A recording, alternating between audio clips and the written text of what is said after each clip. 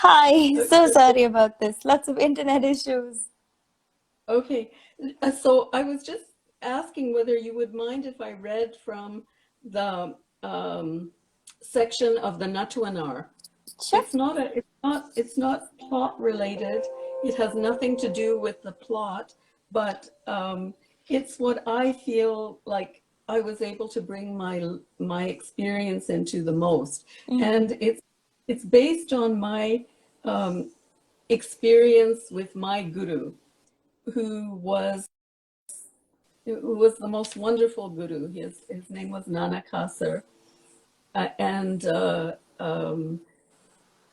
I've written it with him in mind. He's no longer with us, and so it would be wonderful if I could read this, if you don't mind. Please do, yeah. When I had to remind her for the third time to pause before stamping, I said, "What is wrong with you? You're thick as a plank today." No doubt it is a complicated pattern, with that half beat before the tattimettu in Tisra Nade going against the rhythm until the tension breaks and dance and music flow together again. Difficult as it was, it had never caused her to falter before.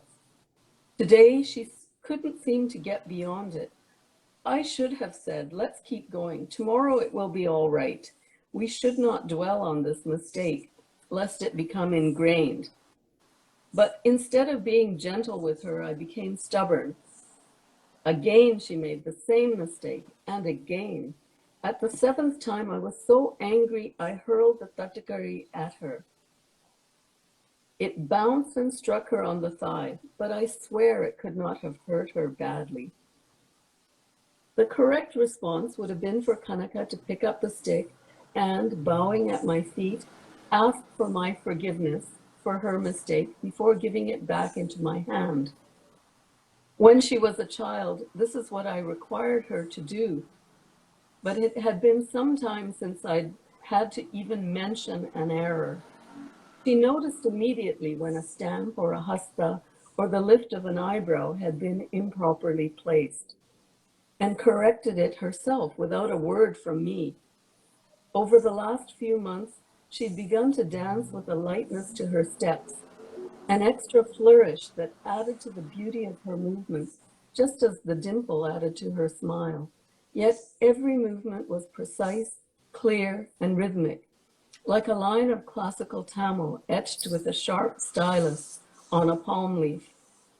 Something had happened to her in the years of our practice together, like the clay becoming the pot, or the gold becoming the bangle.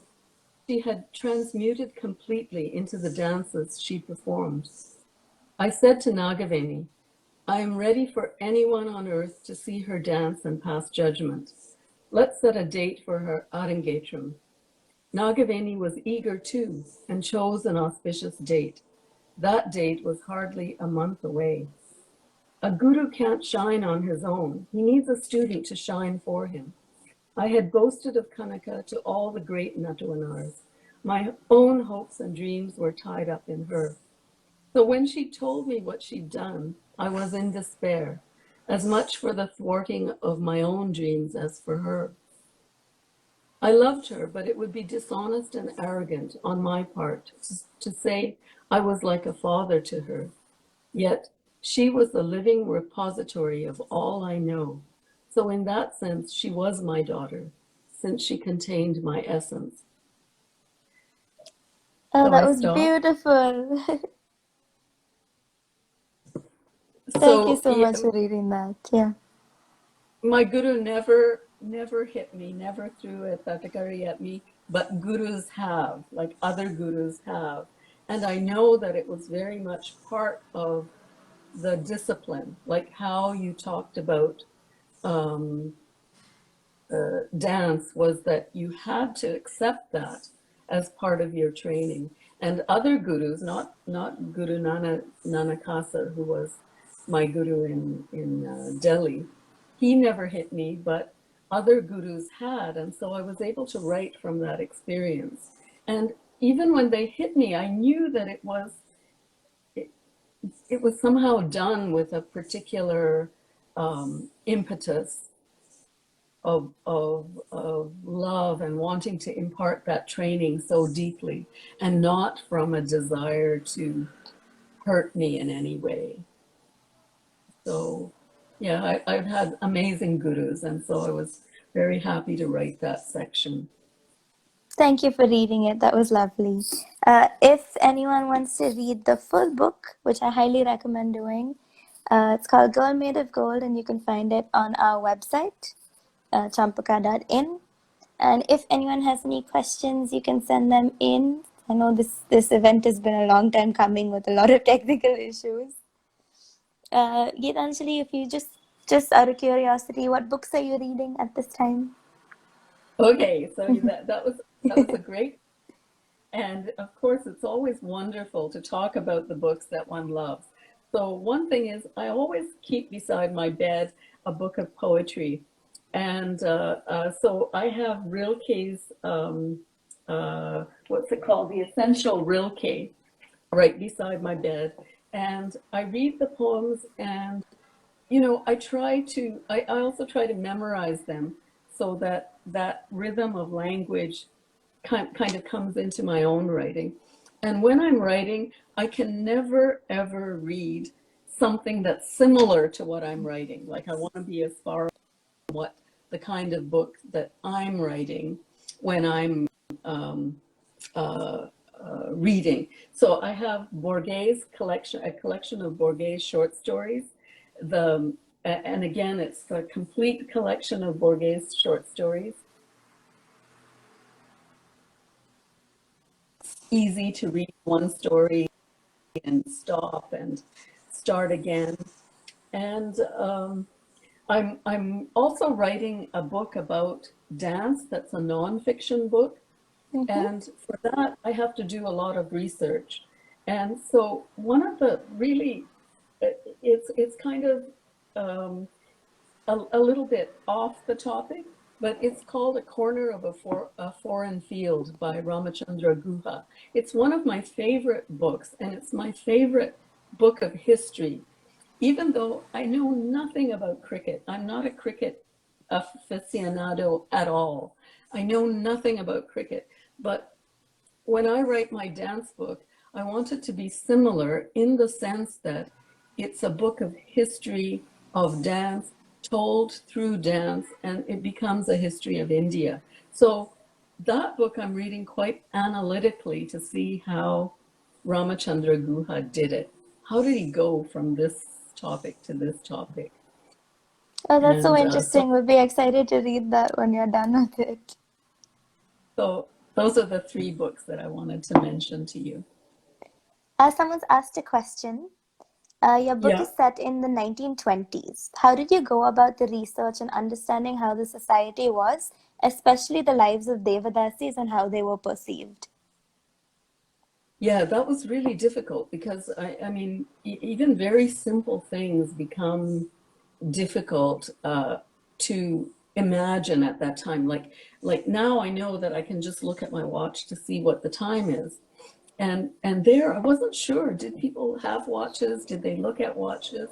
Did they talk about time in that way? Did they say 10 o'clock or I'll meet you at 10:15? And so I had to, so one thing I did is I read a lot of magazines and newspapers from that time. So, and then I did a lot of research in the British Library. There's a whole section on India, and it has all the manuals from the district collectors, the district collectors' offices from Pudukkottai, from Madras Presidency, the whole, um, uh, and so those were immensely useful. They would have statistics, for example, how many people died of snake bite in a particular year. What were the weather conditions like? Was it a drought year? And what crops were growing in the fields? And and I'm the kind of person who loves research. If I could do only research, I'd be quite happy. So a lot of research. I also spoke to people, old Mm-hmm. people from, so in 1920s, when I started researching the book, there was nobody who was, that I could speak to who had been alive at that particular time, but there were people who knew that from their parents and grandparents. And so I did speak to them. And I went and lived in a village in near Thanjavur in that district called Tilaistanam, and and the house was built during that time, and it was built from from that ethos where there was an upstairs kind of balcony with a screen so that the women could look down onto the street when the temple procession went by and they wouldn't be seen themselves. So that kind of, I was really lucky that people, um, and this is one thing I say to all young writers, you know, if you tell somebody that you're writing a book, people are so eager to talk to you, to help you in any way, to share their incidents from their life with you. I found that to be just the most amazing thing, that how helpful people were when I said, I'm writing a book. And so I encourage anybody who has an idea, just, you know, just say, tell people and let them help you. That's nice to hear that people are that helpful. Yeah. Any other questions? If anyone has, please send them in. Again, another question: what sources did you employ while researching the history of the Devadasis in specific? Yeah, you know, there have been a lot of there has been quite a bit of writing about devadasis. And I did read that, but I didn't find it convincing because they talk about things that are completely foreign to me as a dancer. For example, they talk about appropriation as if as if somehow you can appropriate a dance style when really that's next to impossible. Like, how are you going to appropriate a dance style? You actually have to start from the beginning and let the dance style appropriate you. You know, you have to let it kind of change your musculature. You have to let it affect your diet, your what you eat, how you, and you have to kind of let your brain take that whole varnam and hold it in your head so that you can uh, perform it on stage. So when I did read the academic writing about Devadasis, I also went to Gokak, which is a village in North Karnataka where there are still Devadasis. Not the same kind of Devadasis as from Tamil Nadu, but they're the same in the sense that they're associated with the Yellamma temple, so there's some kind of religious sanction, and they're made sexually available at a very young age. You know, as soon as they reach puberty, there some patron is chosen for them, or literally sold. You know, it's sold to the highest bidder, and so rather than depending on what academic research said about what the Devadasi experience was, and they always talk about it as these very independent women who can do whatever they want, and they're very well educated, and they have a lot of um, agency. That's the word that's very often used. And when you go to Gokak and you see how actual women who are forced into a kind of sex work, religiously sanctioned sex work, how do they feel about that agency? And it's always seemed like a double-edged sword. And that's what they explained to me, that sexual availability is is like that. Yes, they can have a lover, but sometimes they're forced to have a lover, and that's not the same. And so, you know, those Devadasis of Gokak, they again, I told them I'm writing a book. The book has a central character. She's a Devadasi. She's not like you, but what would you say about your experience? And they were so incredibly open and frank with me, and some of their sentences are in the book. And so, of course, in the afterword, I had to mention that it came out of their own experience, and they were just one of the most memorable parts of research was that research in talking to actual devadasis from Goka. That's it's been really, really nice listening to sort of where the book came from because I absolutely loved reading it. So it's really Oh, sort thanks. of it's lovely to hear where all of it came from. A couple of people have written in the comments that they're looking forward to reading the book. I highly recommend reading it. Again, it's available on our website, and you can pick up a copy. Please do read it because it's really very good. Okay, thank you so much. And I'm really excited to read what you write next, even though I don't know anything about dance at all. Okay, well that's fine. I do want to write a book that anybody could read. I mean, the same way that um, Ramachandra Guha made cricket accessible to me. Mhm. I would like to make dance accessible to a wider audience. Someone's asked if it's available in Canada. Unfortunately, not through us, but Gitanjali, you might be able to answer that. So I've ordered a bunch of copies from the publisher to be couriered to me in Canada, and I hope that anybody who wants to will be able to just contact me and I'll send them a book. I don't know, the publisher, Juggernaut, did talk about getting an Amazon connection with that allowed it to be sold in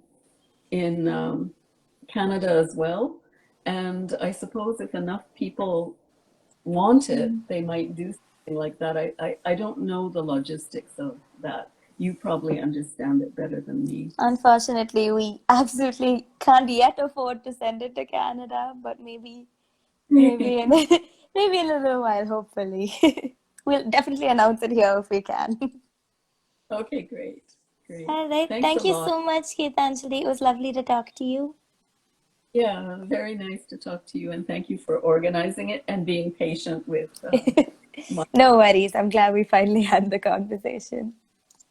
All Okay, right. thank Thank you you, so much. everyone. You can find the book on our website, and I'll see you later. Bye. Bye.